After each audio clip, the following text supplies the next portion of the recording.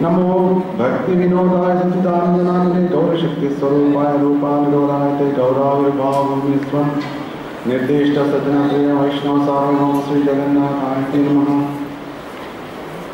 वाञ्छाकल्पतरुभ्यश्च कृपा सिन्धुभ्यैव च पतितानां पावनेभ्यो वैष्णवेभ्यो नमो नमः। नमो महावदन्याय कृष्णप्रेमप्रदाय श्री कृष्णाय कृष्णचैतन्य नाम्ने गौरद्विषे नमः। पंचतत्त्वात्मकं कृष्णं भक्तरूपस्वरूपकं भक्तावतारं भक्ताख्यं नमामि भक्तशक्तिकं। हे कृष्ण करुणा सिंधो दीनबंधो जगत्पते गोपेश गोपिका कांत राधाकांत नमोस्ते। जयतां श्रद्धोपं गोपामन्दमते यतिमस्तर्वस्तपदां भोजो राधा मदन मोहनो। दिव्यवृन्दारण्यकल्पद्रुमादः श्रीमद्रत्नागार सिंहासनस्थो श्रीमद्राधा श्रीरघोविन्ददेवं प्रेष्ठामि सेव्यमानो स्मरामि श्रीमान् रासरसारम्भि वंशीवटतस्थितः कर्षन् वेणुस्वनेन गोपे गोपीनाथश्रीयत्नः तप्तकाञ्चन गौराङ्गी राधे वृन्दावनेश्वरी वृषभाञ्चते देवी प्रणमामि हरिप्रिये। जय श्री कृष्ण चैतन्य प्रभु नित्यानंद श्री अद्वैत श्रीवासादि गौरभक्तवृंद। हरे कृष्णा कृष्णा कृष्णा हरे हरे हरे राम राम राम हरे हरे।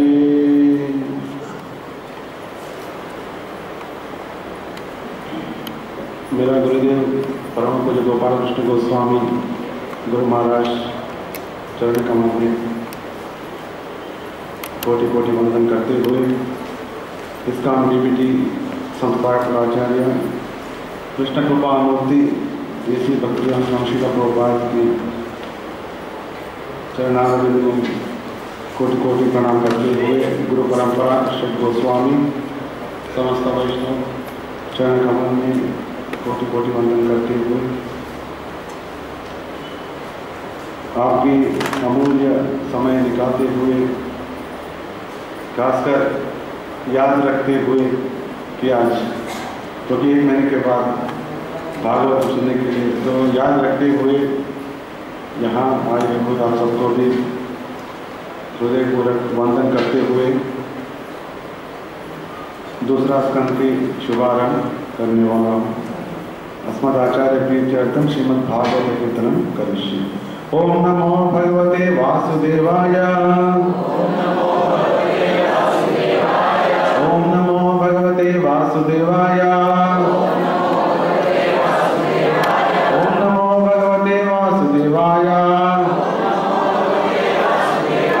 नारायणं नमस्कृत्य नरं चैव नरोत्तमं देवीं सरस्वतीं व्यासं ततो जयमुदीरये। नष्टप्रायेषु अभद्रेषु नित्यं भागवत सेवया भगवते उत्तमा श्लोके भक्तिर्भवति नैष्टिकी। हरे कृष्ण। जनवरी में हम पहला स्कंद का श्रवण किया था, 3 दिन का श्रवण किया, और आज से 3 दिवस श्रीमद् भागवतम में दूसरा स्कंद, सेकंड कैंटो की चर्चा करेंगे संक्षिप्त में। पहले हमारा कार्यक्रम शुभदेव गोस्वामी की स्तुति से करेंगे। यम प्रजन्तमनुपेतमपेतकृत्यं त्वयिपायनो विरहकातराजुभावा पुत्रेति तन्मयतया तरो विनेयो तं सर्वभूतहृदयं मुनिमानतोऽस्मि। अथो विहायेमं मुञ्चलोकं विमर्शिता हेयतया पुरस्तात् कृष्णाङ्गसेवा अधिमन्त्रमाणा उपाविशत्वाय मत्यनद्याम्। ये श्रीमद् भागवतम की चर्चा 2 महान व्यक्ति के बीच में हो रहा है। एक है पृच्छक, अर्थात जो प्रश्न करने वाला, यहाँ प्रश्न करने वाला है परीक्षित महाराज। और परीक्षित महाराज का क्वालिफिकेशन कहाँ है, क्या है यहाँ? कृष्णांग्र सेवा अधिमत्यमाना उपाविशत प्राय अमत्य नद्यम। भगवान कृष्ण की चरण कमल की सेवा ही सबसे उत्तम, टॉप मोस्ट, ये मानते हुए उन्होंने वहां आया। कृष्णांग सेवा अधिमत्यमाना उपाविशत प्राय अमत्य नद्या। अमत्य नद्या का जो अमृतत्व प्रदान करते हैं उसको कहते हैं अमत्य नद्या, गंगा तट। गंगा तट पे आया श्रीमद् भागवतम श्रवण करने के लिए, और उनका योग्यता क्या है? भगवान कृष्ण की चरण कमल सेवा ही सबसे उत्तम, टॉप मोस्ट, ये पूरा मन में दृढ़ चित्त से रखते हुए आ गए। That is his qualification. और शुभदेव गोस्वामी जो बताने वाले, उनका लक्षण क्या है? तम सर्वभूत हृदय मुनिमानतोऽस्मि। शुभदेव गोस्वामी, जैसे हमने पहला स्कंद में चर्चा किया था, माता के गर्भ में ही 16 साल गर्भवास किया था। उसका उद्देश्य एक ही है, भाव था अगर मैं बाहर आ गया तो बाहर तो माया है, तो मैं माया में नहीं पढ़ना चाहता हूँ। ये सोचते हुए शुभदेव गोस्वामी माता के गर्भ में ही 16 साल। तो व्यासदेव जी बताया जी बाहर आ जाओ, तो आने के लिए बिल्कुल तैयार नहीं था। तभी व्यासदेव जी को द्वारका में जाके भगवान कृष्ण को बोलना पड़ा कि देखो मेरा पुत्र 16 साल से गर्भ में ही है, आप कुछ आके बताइए। तो भगवान कृष्ण तभी द्वारका से आया और शुभदेव को सब बताया, आप चिंता मत करो क्योंकि मेरा लीला बाहर है, आप मेरा लीला श्रवण करते हुए माया को टाल सकते। तो जब भगवान कृष्ण स्वयं बताया तभी शुभदेव गोस्वामी पढ़ा।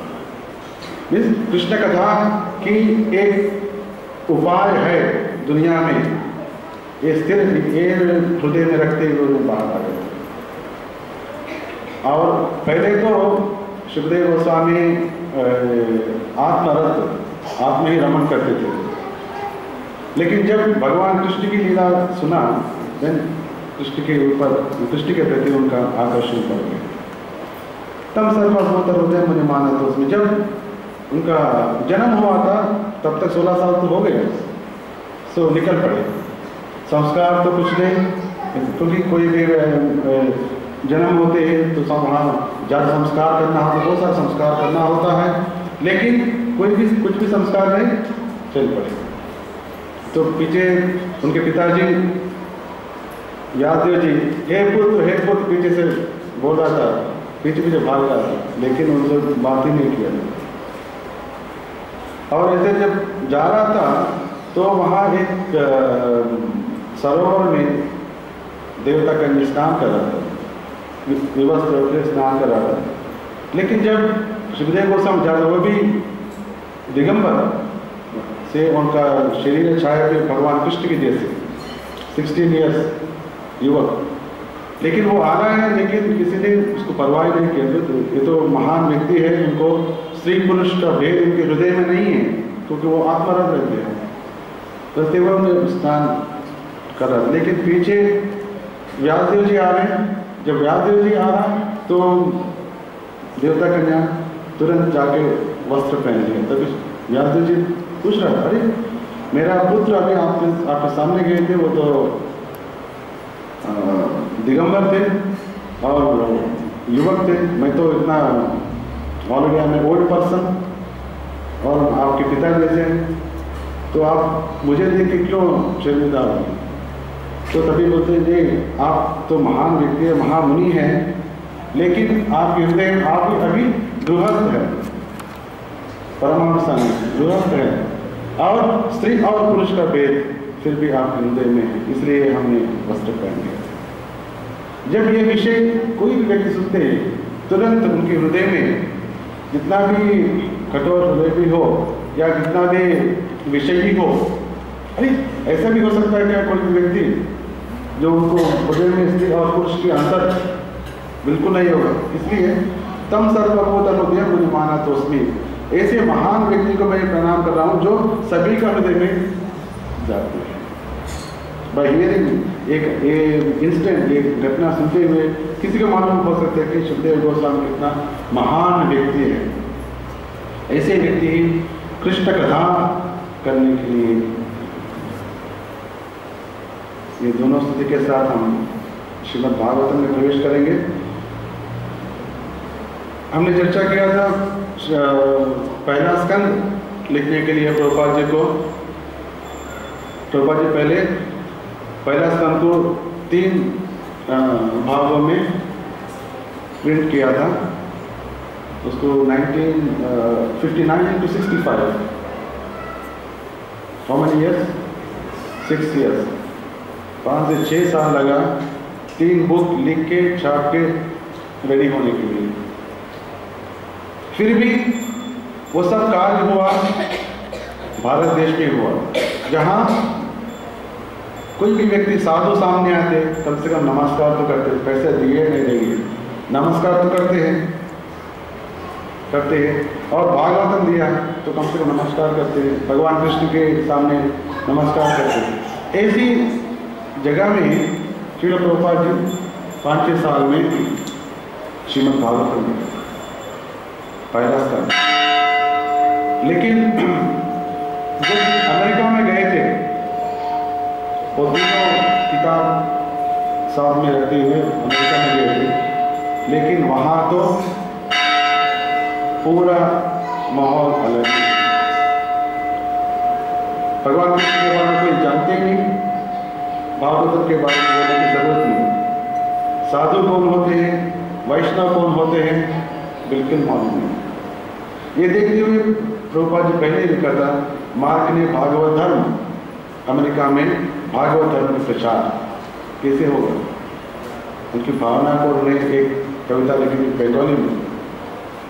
जब तक भगवान कृष्ण की कथा शुश्रूषो शुद्धधानस्य वासुदेव कथा रुचि, जब तक कृष्ण कथा सुनने की रुचि उनके हृदय में उत्पन्न नहीं होते, तब तक उसका उद्धार कैसे होगा।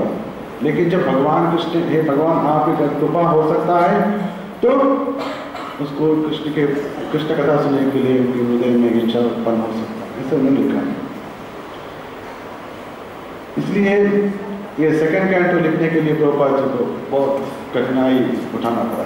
Second canto very very difficult. किसी को मालूम है? Anybody read Prabhupada Lilamritam? पढ़ा है सर? प्रभुपाद जी जब पहले आई वांट टू जस्ट कौन सा कठिनाई सामने से, पहली बार उन्होंने अमेरिका में गए थे, गोपाल अग्रवाल के घर में गए थे प्रभुपाद जी, पेंसिल्वेनिया बटलर। थोड़ी देर उनके घर में रहा, लेकिन ज़्यादा जमा नहीं, क्योंकि वहाँ के तो साधु है, वो तो meat eater. Actually Gopal Agarwal जरा पायस पीप फ्रॉम मथुरा, लेकिन वहाँ जाके खराब हो गया मीट ईटिंग।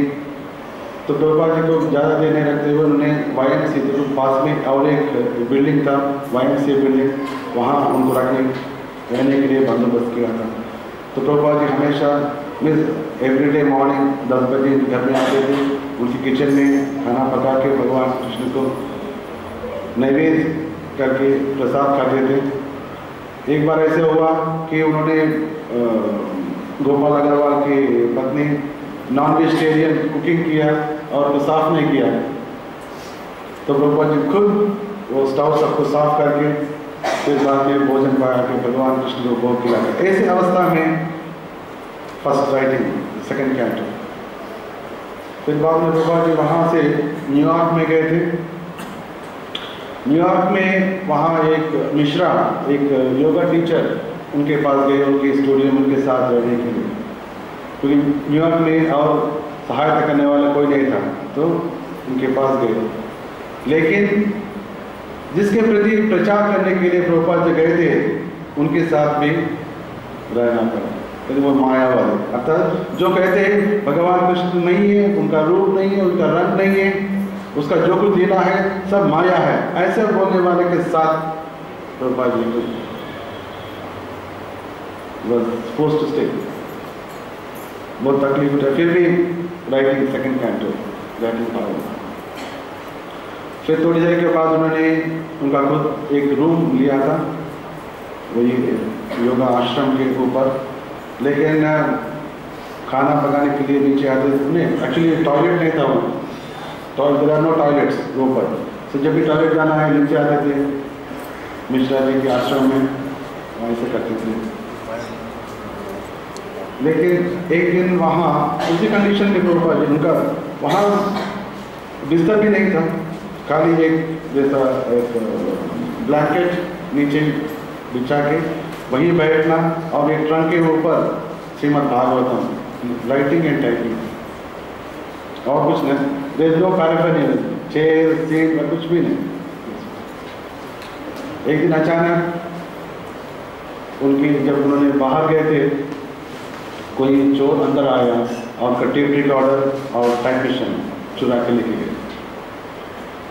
जो भागवतम को टाइप करते थे वो पुस्तक को लेके गए। तो प्रभुपाद को अच्छा नहीं लगा ये जगह पे, तो उनका जो फॉलोअर्स था, नहीं स्वामी जी आप चिंता मत करो, हम आपको दूसरा टेप रिकॉर्ड दे देंगे, दूसरा टाइपिशन दे देंगे। तो प्रभुपाद जी बताया ठीक है आप तो देंगे, तो वापस वो नहीं आएगा, इसका क्या गारंटी, वो तो आके वापस लेके जाएगा। तो ये जगह अच्छा नहीं है, तो मैं चले जाता हूँ। और एक जगह भी लिया था बावरी में एक रूम ले लिया। वो सारे व्यक्ति भाई स्वामी जी आप वहाँ नहीं जा सकते क्योंकि वो अलग जगह है, जैसे लाइक और इस्लाम, बॉम्बे में इस्लाम जैसे, ये आप नहीं वहाँ नहीं जा सकते। बावरी का स्पेशल क्या है कि वहाँ बहुत सारा शराबी होते थे, सब लोग शराबी सब ऐसा होते थे। उनको रहने के लिए रात में बंदोबस्त होते थे, means they will allow inside to stay in the night, but day time बाहर चले जाते थे। तो रोड पे ही पीछे थे, वहीं सो जाते थे शाम तक, शाम होने के बाद चलो अंदर आ जाओ। तो ऐसी जगह में प्रोग्राम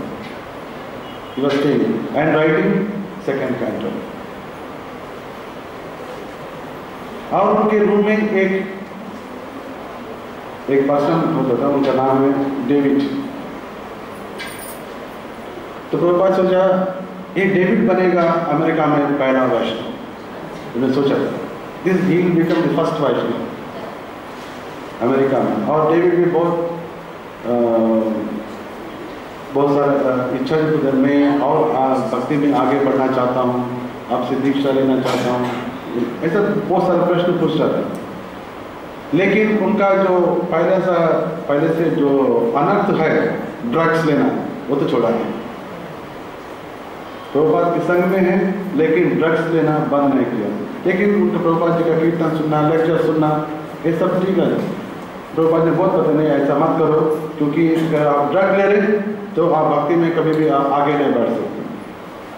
कभी सुना नहीं। एक दिन प्रभुपाद जी भागवत लिख रहा था, तभी उन्हें ज़्यादा ड्रग लिया, अंदर आके चिल्लाने लगे, पूरा रूम ये भाग रहा था, चिल्ला रहा था, जो वस्तु है इसको फेंक रहा था। प्रभुपाद जी उनको समझाने के लिए प्रयास कर रहे, लेकिन वो कंडीशन में है। तब तक ऑलमोस्ट शाम तक हो गया था। Then just came out, room से बाहर गए। कहाँ जाना मालूम नहीं, अंदर सब चीज़ें पड़े हुए, जैसे बाहर को निकला था बाहर चले गए। जस्ट इमेजिन, हम सोच भी नहीं सकते। और बाहर जाके उनका जो हमेशा भागवत सुनने के लिए जो आते थे मिस्टर कार्ल को फ़ोन किया और उन्होंने तुरंत बोला कि हमारे घर में आ जाए। तो शोभा जी वहाँ से कार्ल के घर में गए थे और फिर बाद में कार्ल आके बौरी में उनके जो भी सामान था, भागवतम ट्रंक सब चीज़ वापस लेके गए। और लेकिन पहले 1 हफ्ते तक ठीक से चला, राधा मदन मोहन जी की जो है 1 वीक तक ठीक चला, लेकिन कार्ल का wife did not like Prabhupada. ये स्वामी जी हमारे घर में आ गया और हमको ये समझा रहे कि कृष्ण ही भगवान है, क्योंकि हमारा तो कार्ल सोचा अभी ज़्यादा अच्छा ज़्यादा देर नहीं चलेगा, ये सोचते हुए उन्होंने एक जगह एक क्लॉथ शॉप, एक शॉप था, उस शॉप को भाड़े में लिया था। That is 26th Avenue, first ISKCON centre. आगे चल के that is first ISKCON centre बन गया था, दैट इज 26th एवेन्यू। वहाँ एक लेबल भी था, matchless gifts, that is first place. अब you went there, that is first place. So he took on the rent 22nd avenue, 26th avenue, या 22nd Avenue. सो वो भाड़े पे लिया। जैसे इमेजिन, इतना कठिनाई में श्रीमद् भागवतम दूसरा स्कंद प्रभुपाद जी लिख रहा था, लेकिन मालूम नहीं कौन प्रिंट करेगा, कब प्रिंट होगा, कुछ भी मालूम नहीं। लेकिन पूर्ण विश्वास है कि मैं कृष्ण कथा बताने के लिए, सबको बताने के लिए आया, गुरु महाराज की आदेश के ऊपर, तो ये जरूर होगा। बस इतना विश्वास है, ये लिखते गए हैं। और अगर आगे की कहानी हम सबको मालूम है, within 10 years 100 centres. Srila Prabhupada की।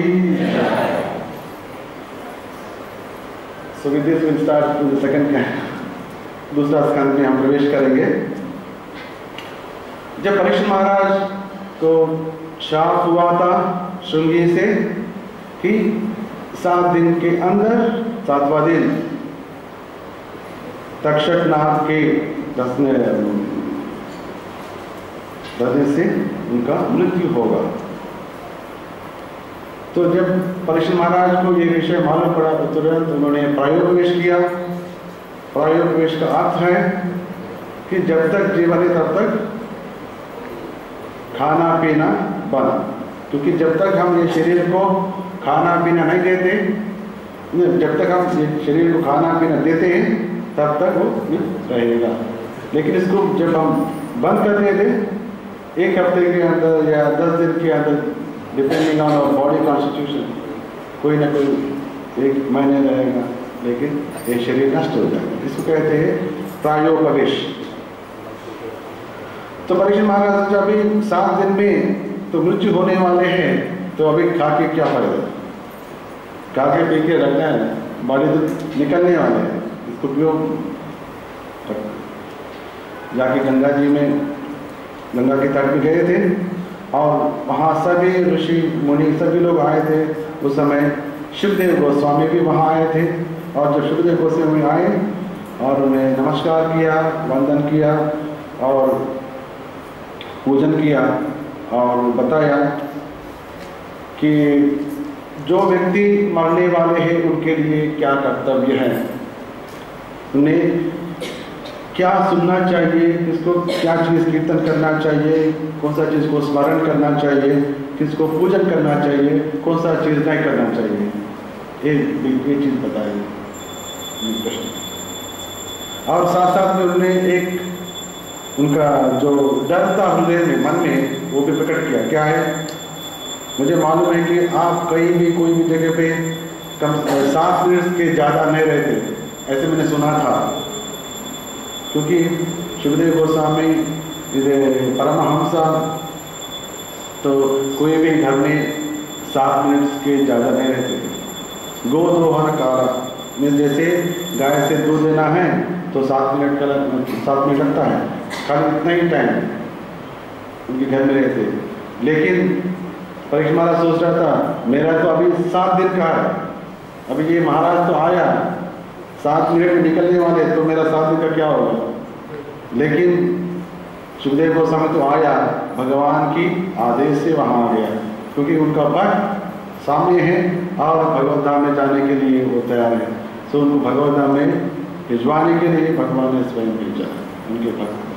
तो वो 7 मिनट में नहीं निकलने वाले, लेकिन उनके हृदय में जो भाव था, भय था, उन्होंने प्रकट किया। तो जब परीक्षा महाराज ने प्रश्न किया, साथ साथ में उनका जो हृदय में डर था वो भी किया। तुरंत Sukhdev Goswami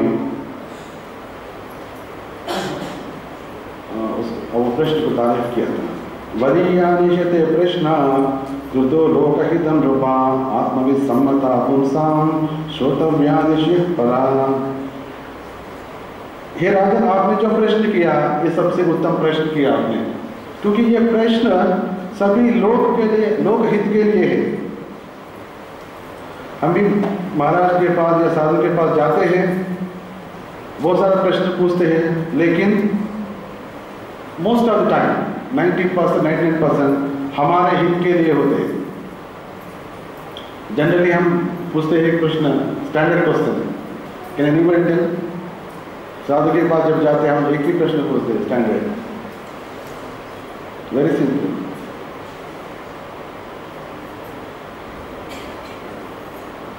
anybody tell? Nobody आता। आजकल जब में मन लगता ही नहीं।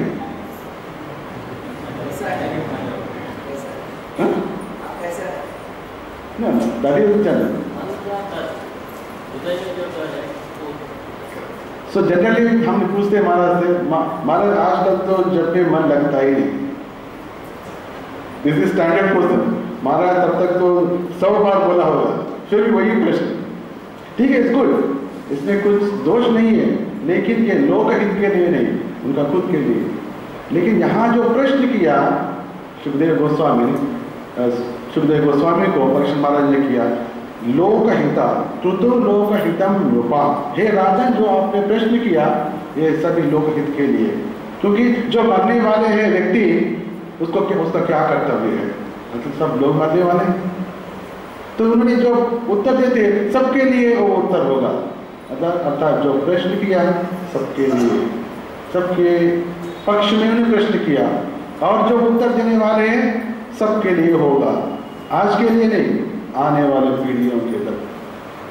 क्योंकि जो व्यक्ति आया वो तो मरने वाले, जो आने वाले वो भी मरने वाले, तो सबके लिए प्रश्न उत्तम। जो व्यक्ति मरने वाले उनके लिए क्या सुनना चाहिए, क्या कौन सा चीज कीर्तन करना चाहिए, स्मरण करना चाहिए, पूजन करना चाहिए, कौन सा चीज नहीं करना चाहिए, ये प्रश्न। तो राजा आपने जो प्रश्न पूछा बेस्ट।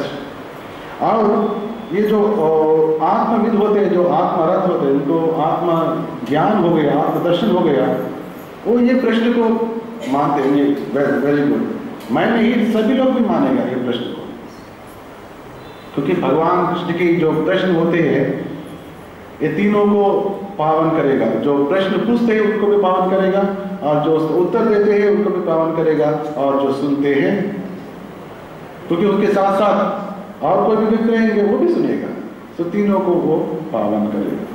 इसीलिए वंडरफुल है कृष्ण कथा। और सुखदेव गोस्वामी को जब हम सुत गोस्वामी पहले कीर्तन करते थे,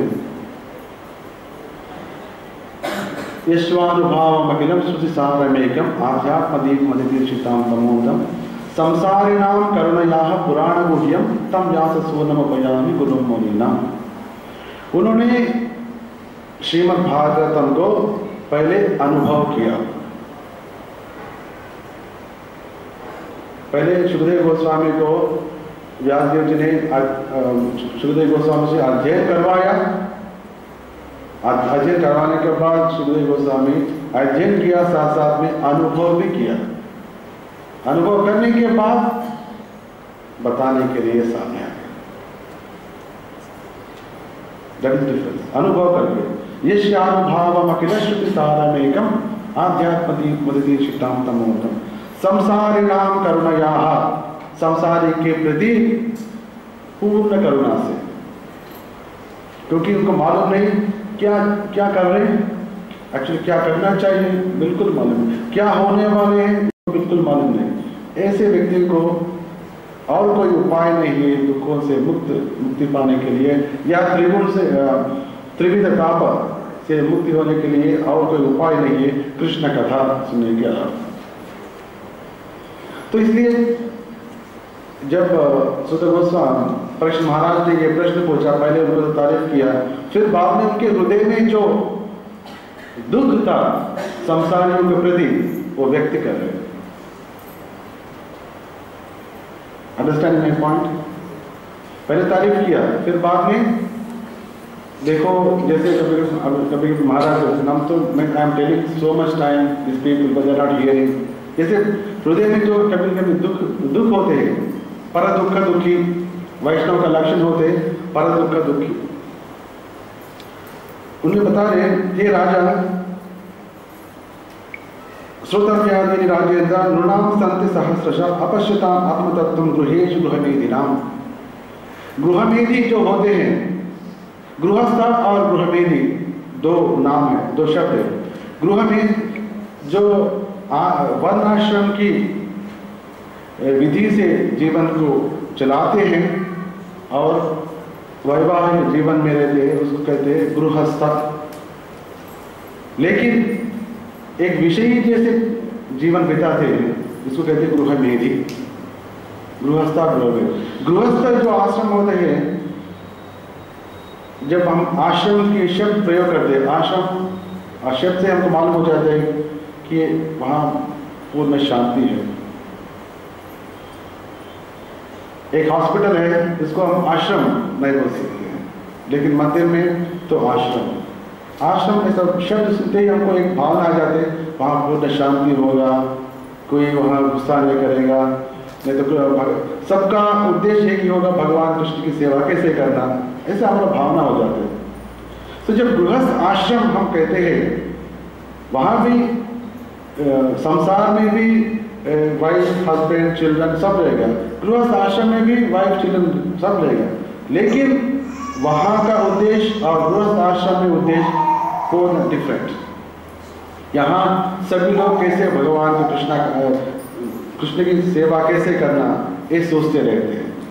wife, husband, children, servant, everybody, सभी लोग सोचते हैं भगवान कृष्ण कैसे सेवा करना। जब ऐसे मोहन है, इसको कहते हैं गृहस्थ आश्रम। लेकिन जब घर में सबका उद्देश्य एक ही है, कैसे इंद्रिय भोग पाना, how to enjoy, that is grihamedhi. मेधि का प्रभुपाद जी लिखते हैं, उसका अर्थ ईर्ष्या, जिसके हृदय में ईर्ष्या रहते हैं। यू नो ईर्ष्या, सब जानते हैं ईर्ष्या? नो, द्वेष इज डिफरेंट। जलस, जलन, हाँ जलन होते हैं, कभी होते जलन, गृहस्थ आश्रम में जरूर होता है, करेक्ट ना? क्योंकि जब तक वो अकेला है तो जलन करने की ज्यादा चीज नहीं है, खाली उसको। लेकिन शादी हो गया, वाइफ भी आ गया, सो दे में भी कंपेयरिंग वाइफ, चिल्ड्रन आ गया, चिल्ड्रन को भी कंपेयर करते हैं, देन दे में भी है, क्योंकि जब फैमिली है तो सो मेनी टीवी, फ्रिज वगैरह, सो हर एक चीज को कंपेरिजन होते रहते हैं, सो हर एक चीज के कारण से जलन शुरू होता है। इसलिए गृहमेधि। जब गृहस्थ आश्रम में है तो जलन की बात नहीं होती, क्योंकि हर एक चीज भगवान कृष्ण की सेवा के लिए गृहमेधि से गृहस्थ आश्रम और संसार दोनों। और सुखदेव गोस्वामी आगे बता रहे, ये गृहमेधि का जीवन जो है, रात में तो पूरा सोने में निकल जाते हैं, जैसे मैथुन क्रिया में निकल जाते हैं, और सुबह धनार्जन में चला जाते हैं, नहीं तो कैसे को पालन करना, पोषण करना, इसमें चले जाते हैं, क्या करेंगे। और ये सोचते हैं देखो बीवी सोचते हैं मेरा पत्नी है, और पति सोचेंगे मेरा बीवी है, मेरा पुत्र है, मेरा भाई है। ये सब लोग मुझे रक्षा करने वाले हैं। देहावच कलत्रादि आत्मशैलेषु असस्वपि, वो सोचते हैं ये सब मेरा रक्षा करने वाले। जैसे हमारा देश को रक्षा करने वाले कौन होते हैं? फौज, सैनिक, सैन्य, फौजी होते हैं। तो ये गृह में सोचते हैं ये सब मेरा रक्षा करने वाले हैं, ये मेरा सैन्य है, आत्मसैन्य। लेकिन उनका पिताश्री भी ऐसे ही सोचा था, उनका पिताश्री भी ऐसे सोचा था, लेकिन एक एक निकल गया। उनका पति भी निकल गया, उनका भाई निकल गया, सब निकल गया। अभी ये भी सोच रहे कि मेरा भाई है, मेरा पति है, पर ये भी निकल गए। सामने सब चीज नजर में आ रहे हैं, लेकिन उसको समझ में नहीं आ रहे। इसका गृह मेधि तेषां प्रमत्तो निधनम पश्यन्नपि न पश्यति। सुखदेव गोस्वामी कहते हैं देखते हैं फिर भी नहीं देखते। क्या ऐसा हो सकता है क्या? पश्यन्नपि न पश्यति, देख रहा है क्योंकि उनका पिताजी भी ऐसे सोचा था, लेकिन उनका भाई भी चला गया, उनके पति भी चले गए, सब रिश्तेदार चले गए, जिसके बारे में वो सोचा था वो सब रक्षा करने वाले सब निकल गए, नाशवान। लेकिन वही चीज ये भी कर रहे हैं। इसलिए हे परीक्षित महाराज, तस्मात् भारत सर्वात्मा भगवान ईश्वरो हरिः श्रोतव्य कीर्तितव्यस्य स्मर्तव्यश्चेत् का भयम्। इसलिए अभी उन्होंने जो प्रश्न पूछा था, किसका कीर्तन करना चाहिए, किसका श्रवण करना चाहिए, किसके बारे में स्मरण करना चाहिए, किसका पूजन करना चाहिए, तस्मात् इसलिए भारता, हे अर्जुन, अर्जुन मतलब अर्जुन का पौत्र, भारत में भरतवंशीय, तस्मात् भारत सर्वात्मा, इसलिए भगवान कृष्ण को ही के बारे में ही श्रवण करना चाहिए, कीर्तन करना चाहिए और स्मरण करना चाहिए। अगर आप अभय का इच्छा आपके हृदय में है तो। अगर हमको अभय तो नहीं चाहिए, अभय अर्थात क्या हो सकता है? व्हाट इज अभय? डर, अभयम। इसलिए जब प्रभुपाद जी का जन्म हुआ था तो उनका अंकुल ने, क्योंकि प्रभुपाद जी का जन्म हुआ नंदोत्सव के दिन, इसलिए उनका अंकुल नाम दिया नंदूलाल। लेकिन प्रभुपाद जी का पिताश्री का नाम अलग है, अभयचरण, अभयचरण। खुद भगवान कृष्ण की चरण कमल में रहते हुए अभयत्व को जिन्होंने जो लिया है, लेने वाले हैं, अभयचरण। तो ये अभयत्व जो कोई भी पाना चाहते हैं, इसका इच्छुक है, तो वो भगवान कृष्ण के बारे में सुनना चाहिए, कीर्तन करना चाहिए और स्मरण करना चाहिए। एतावान् सांख्य योगाभ्याम स्वधर्म परिनिष्ठया जन्मलाभ पर पुंसाम अंते नारायण स्मृति। तो परीक्षित महाराज अभी now Sukhdev Goswami is coming to the point, slowly is coming to the point. भगवान ने अगर कोई भी व्यक्ति सांख्य का मार्ग पकड़े या योग का मार्ग पकड़े या धर्म का पालन करे, ये सब चीज का एकमात्र उद्देश्य है कि अंत में नारायण का स्मरण करना। अंते नारायण स्मृति, अंत में किसका स्मरण आना चाहिए?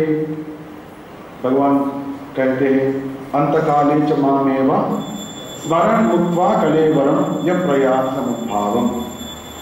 जो भाव हम रखते हैं शरीर छोड़ने के समय, वही भाव का जन्म मिलेगा। तो भगवान ने क्या बताया था? जो व्यक्ति मुझे स्मरण करते हैं अंतकाल में, उनको वो मेरे पास ही आए। सो हमारा पूरा प्रयास, जैसे हम 1 घंटा 2 घंटा 1.5 घंटा श्रवण कर रहे हैं, कीर्तन कर रहे हैं, ऐसा 30 साल करेंगे या 16 साल करेंगे, इस सब कार्यों का एकमात्र प्रयोजन है, वो क्या है? सब लोग कहते हैं भगवत धाम में जाना, करेक्ट, इसमें तो डाउट नहीं। वो जाने के लिए योग्यता क्या है? योग्यता है शरीर छोड़ने के समय कृष्ण को स्मरण करना। That is secret. ठीक है, भगवान ने इतना ही बोला, जो मुझे स्मरण करते हैं अंतकाल में वो मेरे पास आएगा। तो भगवान ने इतना ही बोला, तब इतना ही करना है, स्मरण करना चाहिए। तो इसलिए हमारा जो कुछ भी प्लान है, कैसे स्मरण करना, जन्म लाभ पराक्रम सब अंत्य नारायण स्मृति। लेकिन ये स्मरण केवल शुद्ध भक्त की संग में ही होगा, शुद्ध भक्त की संग में। और अभी परीक्षित महाराज तो सुखदेव गोस्वामी के समक्ष में है, सन्निधि में है, वो तो परम भागवत है, तो जरूर होगा। अंत क्या है? ये पूरा 7 दिन पूरा भगवान कृष्ण की कथा ही, पूरा स्मरण कृष्ण की होने वाले हैं। सो इफ एनीबडी आस्किंग, अच्छा आपका इच्छा क्या है, what is your desire? Generally we say that भगवत धाम में जाना है। नो, अंत में मैं कृष्ण को स्मरण करना चाहता हूँ। जैसे एक बड़ा ग्रुप फोटो है, सपोज हम सबको कोई भी आगे ग्रुप फोटो लेना चाहते हैं, फोटो क्लिक करने के लिए कितना टाइम लगेगा? Fraction of second. लेकिन इतना मे बी 100, 150 और 1, ये सबको अरेंज करने में कितना टाइम लगेगा? बहुत टाइम लगेगा, क्योंकि कोई छोटे हैं, कोई बड़े हैं, कोई माता जी है, कोई पिताजी है, सब। क्योंकि we can not put everybody together. माता जी को अलग करना चाहिए, पिताजी को अलग करना चाहिए, बच्चे को नीचे, somebody में भी टॉल पीछे। ये अरेंजमेंट नहीं, समझ वरिष्ठ वैष्णव है, उनको तो नीचे नहीं बिठा सकते, उसको चेयर बहुत सारा अरेंज, इतना अरेंज किया, एक फ्रैक्शन ऑफ सेकेंड क्लिक। लेकिन वो क्लिक में अगर आप इस तरफ देखा, क्या हो गया? आप और इस तरफ आ गए। ये अरेंजमेंट करने के लिए कम से कम आधा घंटा लगा, वो क्लिक में आप इस तरफ देखा, क्या? So the click is very important. The click is our मृत्यु समय, अंतकाल, very important. How do you practice? अंते नारायण स्मृति। ये हमारा प्रैक्टिस सब वो क्लिक के लिए, वन क्लिक, वेरी प्रैक्टिस। और सुखदेव गोस्वामी आगे कहते हैं, मैं तो मेरा पिताश्री श्रीमद् भागवतम अध्ययन करने के लिए कहा था, मैंने श्रीमद् भागवतम अध्ययन किया। मैं तो पहले तो आत्मस्थिति में था, निर्गुण स्थिति में था, फिर भी मैंने भगवान कृष्ण लीला के प्रति आकर्षित हो गया। और आप भी भगवान कृष्ण का भक्त हैं और आपको भागवतम के प्रति आदर है, इसलिए मैं आपको भागवतम कहता हूँ, आपको भागवतम का उपदेश देता हूँ। एतद्निर्विद्यमानानां इच्छतामकुतो भयं योगिनां नृपनिर्णीतं हरे नामानुकीर्तनम्। अगर सुखदेव गोस्वामी एक गंभीर विषय बताया था, अगर किसी को बहुत सारा इच्छा है, इच्छा पूर्ण करना चाहते हैं, और कोई व्यक्ति है उनको बिल्कुल इच्छा ही नहीं, और कोई व्यक्ति है मुक्ति पाना चाहते हैं, लेकिन ये सबके लिए एक ही उपाय है। राधा मदन मोहन जी को देखना,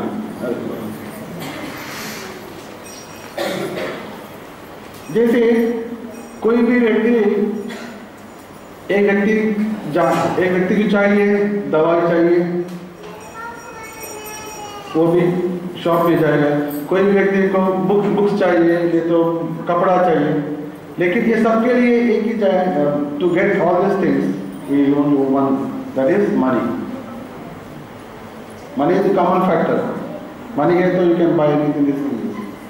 ऐसे ही यहाँ सुखदेव गोस्वामी कह रहे, अगर आपको इच्छा नहीं है, सबको इच्छा है या मुक्ति पाना चाहते, सबके लिए एक ही उपाय है, योगी नाम नृपनिर्णीतम हरे नामानुकीर्तनम, हरे नाम अनुकीर्तना।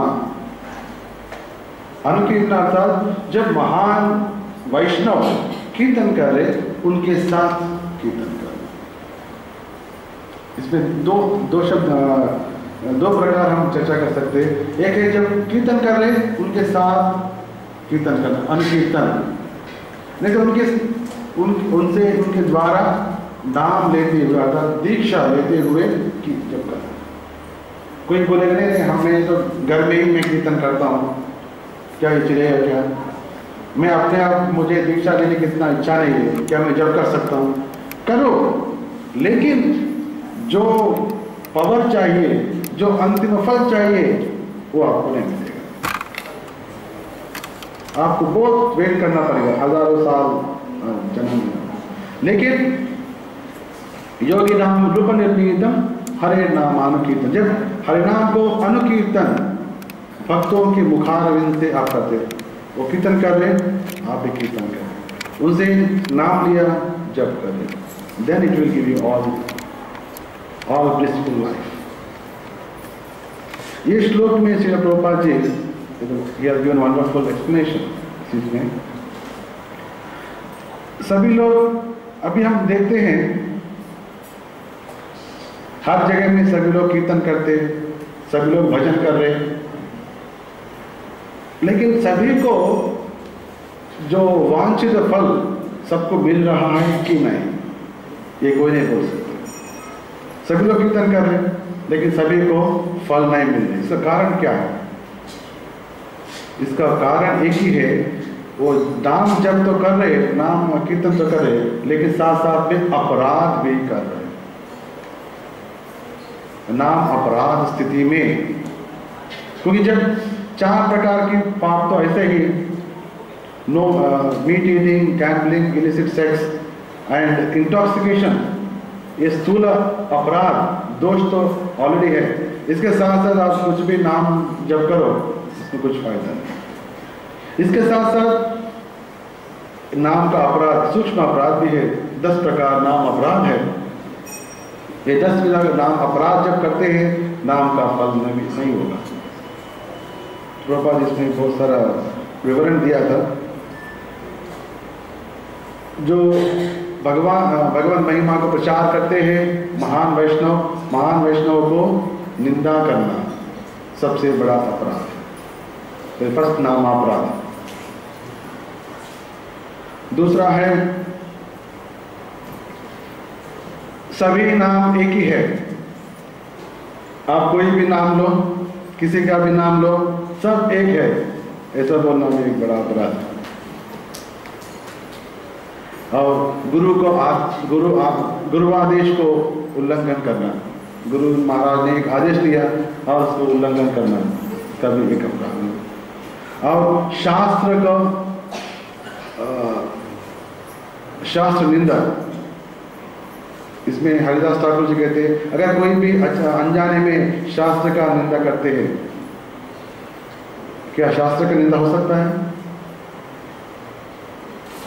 आई एम आस्किंग यू, प्रश्न होगा, इसलिए नामापराध में आ गया। कभी कभी अनजाने में करते हैं, अरे इसमें क्या लिखा है, ऐसा गलत हो गया, अपराध हो गया। यू डोंट नो, अनजाने में हो जाते। ऐसा नहीं कि हम निंदा है, इसको गाली तो नहीं दे रहे, लेकिन अनजाने में इसका कुछ गलत शब्द प्रयोग किया, अवहेलना किया। जब शास्त्र का अवहेलना करते हैं, निंदा करते हैं, इसके लिए हरिदास ठाकुर जी हमारे के लिए एक उपदेश दिया। जब श्रीमद् भागवतम को तुलसी से पूजा करते हैं, अब जान सुनिए, श्रीमद् भागवतम को कोई भी व्यक्ति तुलसी पत्ता से पूजा करते हैं, शास्त्र निंदा की जो अपराध से बच सकते हैं।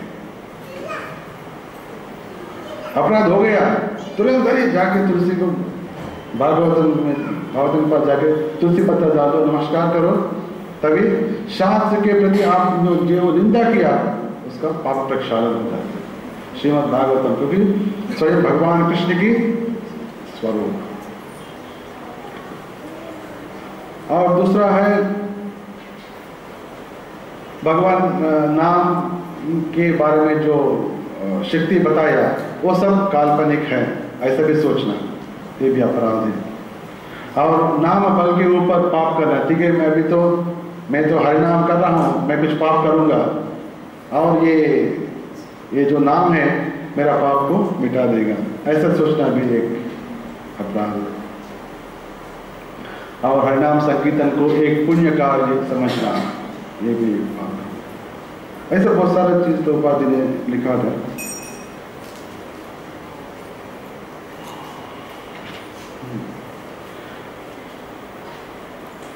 और परीक्षित महाराज के मन में एक भावना हो सकता है, क्योंकि 7 दिन में उनका मृत्यु तो होने वाले है, लेकिन 7 दिन के अंदर जो प्राप्त करना है, भगवत प्रेम को प्राप्त करना, क्या ये हो सकता है? ऐसा उनका मन में थोड़ा होने पे शंका। तो इसलिए सुखदेव गोस्वामी तुरंत बता रहे, राजा आप चिंता मत करो, खट्वांगा नामक एक राजा था, महाशक्तिवान, इतना शक्तिवान है कि देवताओं भी उनको बुला के लेके जाते थे। जब देवासुर संग्राम होते हैं, माता जी व्हाई डोंट यू सिट, एक कुर्सी के ऊपर बैठे आराम से।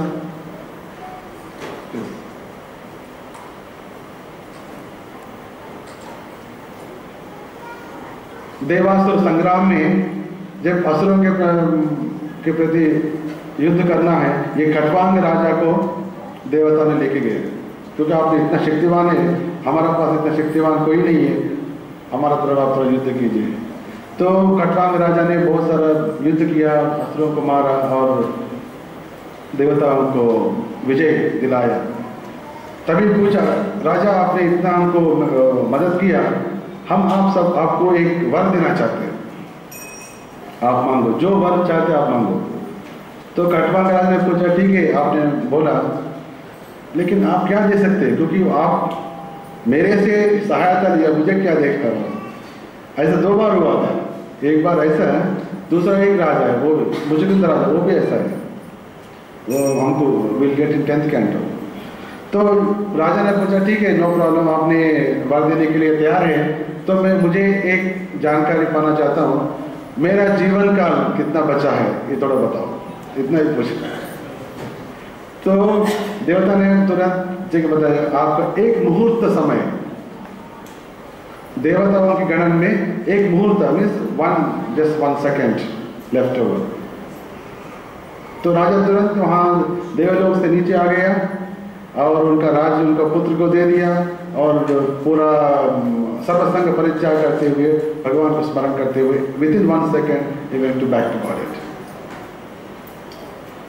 तो सुखदेव गोस्वामी बता रहे, अगर खट्वांग राजा ने एक मुहूर्त समय में भगवान को प्राप्त किया, आपको तो 7 दिन का टाइम है, चिंता मत करो, पहले धैर्य, क्योंकि मैं तो कथा करने वाला हूँ, लेकिन उतना टाइम है कि नहीं, पूरा कथा कंप्लीट हुआ कि नहीं, जो मेरा इच्छा है ये भगवत प्राप्ति, क्योंकि श्रीमद अभी तक बहुत सारा पुराणों में व्यासदेव जी ने जो लिखा है, इसमें 4 चीज के बारे में पूरा बताया था, धर्म, अर्थ, काम और मोक्ष, चतुर्विध फल पुरुषार्थ, खाली 4 के बारे में बताया।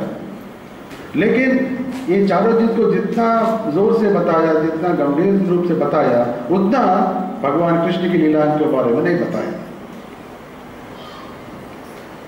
तो ये श्रीमद् भागवतम श्रवण का फल, ये 4 चीज नहीं, ये 4 चीज को हटाते हुए 5वां चीज देना, वो ये कृष्ण प्रेम, इसको कहते हैं पंचम पुरुषार्थ। ये 4 पुरुषार्थ को, ठीक है, बहुत सारे जन्म में हमने इसको पाने के लिए प्रयास करते आ रहे हैं, थोड़ा पा लिया, अभी खाली कृष्ण प्रेम के बारे में सोचना और उसको पाने के लिए प्रयास करना, पंचम पुरुषार्थ।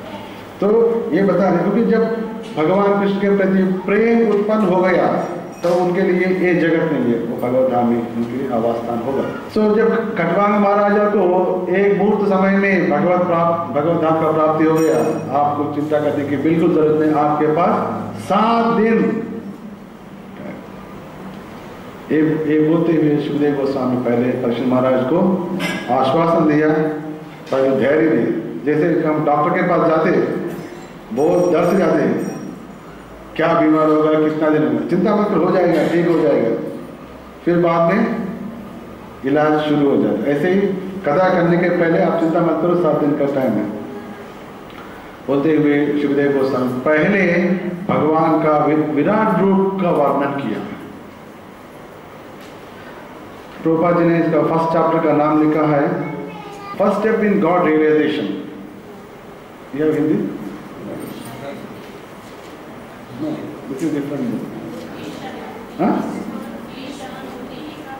ईशानुभूति नो प्रथम सोपान। प्रथम first step in God realisation, ईशानुभूति में पहला सोपान, फर्स्ट स्टेप। भगवत अनुभूति पाने में पहला कदम, फर्स्ट स्टेप, फर्स्ट चैप्टर। क्योंकि जब तक भगवान की शक्ति क्या है ये समझ में नहीं आते, भगवान के बारे में हम नहीं समझ सकते। इसलिए शिवदेव गोस्वामी पहले भगवान का विराट रूप का वर्णन किया, क्योंकि हमारा आंखों के सामने ये विराट रूप ही सामने है। क्योंकि सूर्य है, चंद्र है, इतना बहुत सारा लोक है, आसमान है, पानी, बहुत सारा चीज़ है। ये सब चीज़ को देखते हुए हम भगवान की शक्ति के बारे में थोड़ा अंदाजा लगा सकते हैं। इसका फर्स्ट स्टेप इन रियलाइजेशन भगवान के रूप में बता रहे हैं। क्योंकि ये 14 भुवन है, ये 14 भुवन भगवान की अलग अलग अंग है। जैसे सत्य लोग है, ब्रह्मा जी रहते, तो भगवान की इट इज सिर, इट इज हेड। और पाताल, उनका पाद मूल जो है पाताल, दैट इज 14 भुवन पाताल से पकड़ते हुए सत्यलोक तक ये भगवान का रूप है। अलग अलग अंग, अलग अलग लोक रूप में आ गया। और भगवान का जो बाहु होते हैं, सभी देवी देवता भगवान के बाहु होते हैं। और ये दिशाएं भगवान की कर्ण हैं। और शब्द जो आते हैं, आकाश में शब्द आते हैं, भगवान की श्रवण शक्ति है। और अश्विनी कुमार जो होते हैं वो नासिका का छिद्र, नाक का छिद्र भगवान की। और भगवान की जो मंद, I don't know what is smile, smile क्या है? मुस्कान, मुस्कान, मुस्कान, थोड़ा सा मुस्कान। ये मुस्कान क्या है? माया, माया ही मुस्कान। इसलिए सबको अच्छा लगता है, कोई भी अच्छा हंस रहे मुस्कान, बट भगवान ये विराट रूप की मुस्कान जो है that is maya. So we should always first see it, भगवान की चरण कमल में देखना है। अगर मुख को देखा, हंसते हुए देखा, वो तो माया। So first of all we should see it fit, तभी मालूम पड़ेगा। सो विराट रूप का मुस्कान जो है माया। और समंदर जो है भगवान का कुक्षी है। सभी पर्वत भगवान का हस्ती होते। चंद्र तो मन है, ब्राह्मण उनका सिर है, और क्षत्रिय उनका बाहु है, और वैश्य उनका ऊरु, और शूद्र उनका पाद। ऐसा बहुत सारा वर्णन किया था। क्योंकि जब तक इसके बारे में समझ में नहीं आते, भगवान के बारे में समझ नहीं आते। जब हम रोड पे चल रहे हैं, जब हम रोड पे चल रहे, कोई भी आके आपको टक्कर तो नहीं दे रहे। कभी कभी होता है, लेकिन 99% तो नहीं होगा। Everybody is going left side जा रहे, कोई भी राइट से नहीं जाते। ये सब चीज़ रीति रिवाज है। इससे हमको क्या मालूम होता है? इससे हमको मालूम होते हैं यहाँ एक रूल रेगुलेशन, ट्रैफिक रूल्स यहाँ हैं। लेकिन ये ट्रैफिक रूल कौन बनाया? स्टेट गवर्नमेंट बनाया। अर्थात स्टेट गवर्नमेंट, लेकिन स्टेट गवर्नमेंट एक आदमी है या खाली शक्ति है? एक आदमी भी होगा, लेकिन वो आपकी नजर में नहीं आएगा। लेकिन उसे जो रचाया हुआ रूल से वो आपके सामने पहले आ सकते हैं।